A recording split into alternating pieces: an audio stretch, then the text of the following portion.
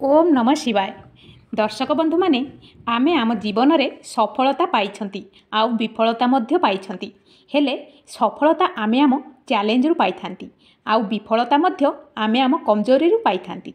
किंतु आसंतु आज आमे एही वीडियो माध्यम रे जानिबा जे खराब परिस्थिति रु बाहरी केमिति पाइबे सफलता। तेबे सांग माने सफलता मार्ग रे चैलेंज हेउछि एमिति एक बाधक जहाकू डरी केही केही संपूर्ण ओहरी जाई लक्ष्यच्युत हो जाती।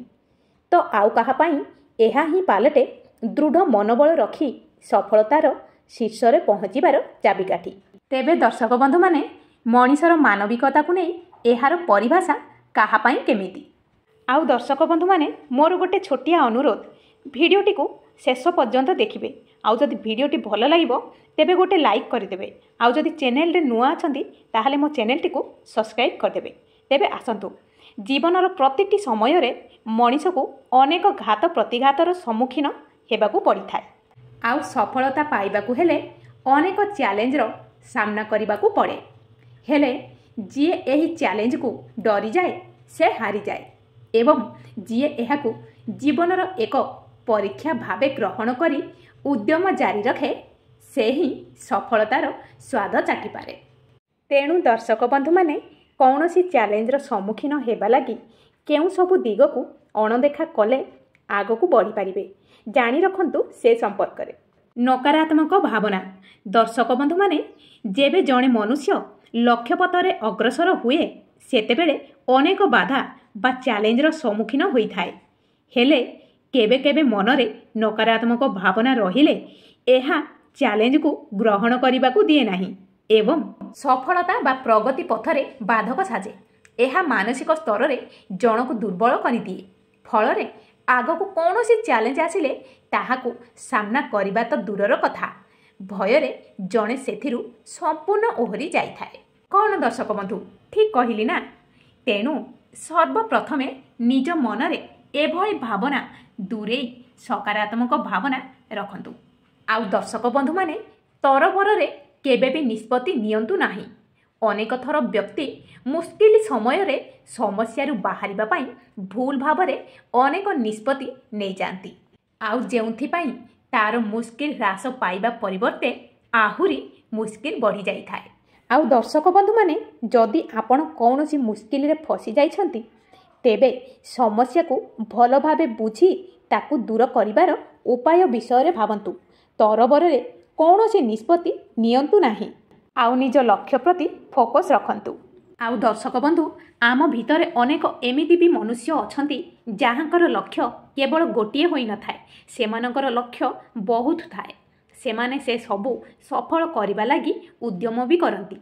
हेले कौनसी कार्य रे जदि थरे विफलता आसे अबा चैलेंजर सम्मुखीन हेबाकू पड़े तेबे बारंबार उद्यम करने बदल रे सेमाने एहाकू छाड़ी अन्य समस्त लक्ष्य पूरण करने को गुरुत्व दियंती। आउ सेही परी कौनसी निर्दिष्ट कार्य प्रति फोकस न रहिबारु गोटिए परे गोटिए लक्ष्य रे आसुथिबा चैलेंज को सेमाने अवहेला करी छाड़ी दियंती एवं शेष रे कौनसी लक्ष्य हासिल करबा सहज होई पारि न थाए। आउ सेथि पई दर्शक बंधु छाड़ंतु भय।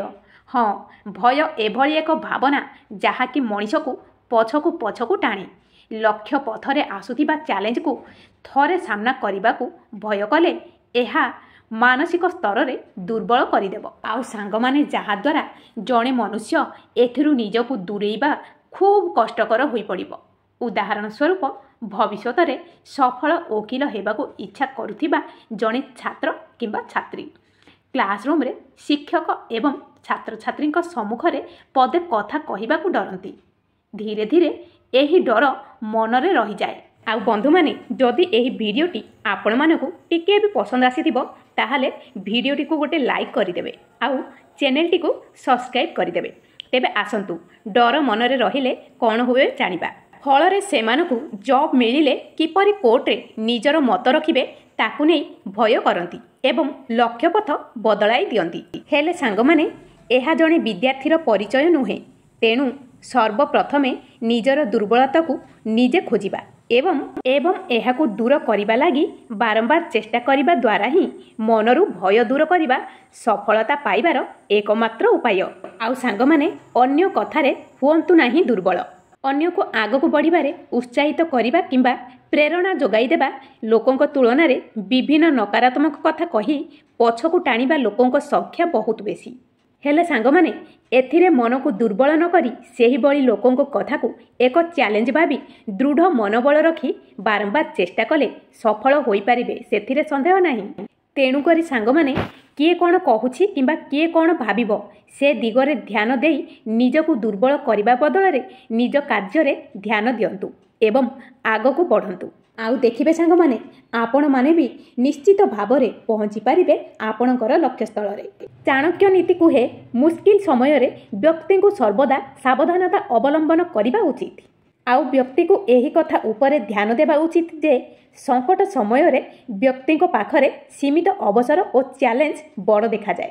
ଏଥିରେ ବ୍ୟକ୍ତିକୁ ଟିକିଏ ବି ଅସାବଧାନତା ଆପଣଙ୍କୁ ବଡ଼ କ୍ଷତି କରିପାରେ। ଏଥିରେ ସାବଧାନତା ବଜାଇ ରଖି ଆପଣ ନିଜ କାମରେ ସଫଳତା ହାସଲ କରିପାରିବେ। ସାଙ୍ଗମାନେ, ଭିଡ଼ିଓଟିକୁ ଆଜି ଏଇଠି ଶେଷ କରୁଛି। ଆଉ ଯଦି ଭିଡ଼ିଓଟା ଆପଣମାନଙ୍କୁ କିଛି ବି ଭଲ ଲାଗିଥିବ ତାହେଲେ ଗୋଟେ ଲାଇକ୍ କରିଦେବେ, ଆଉ ଚ୍ୟାନେଲଟିକୁ ସବସ୍କ୍ରାଇବ୍ କରିଦେବେ, ଆଉ ସାଙ୍ଗମାନଙ୍କ ପାଖକୁ ସେୟାର ମଧ୍ୟ କରିଦେବେ। ରହୁଛି ସାଙ୍ଗମାନେ, ଓମ୍ ନମଃ ଶିବାୟ।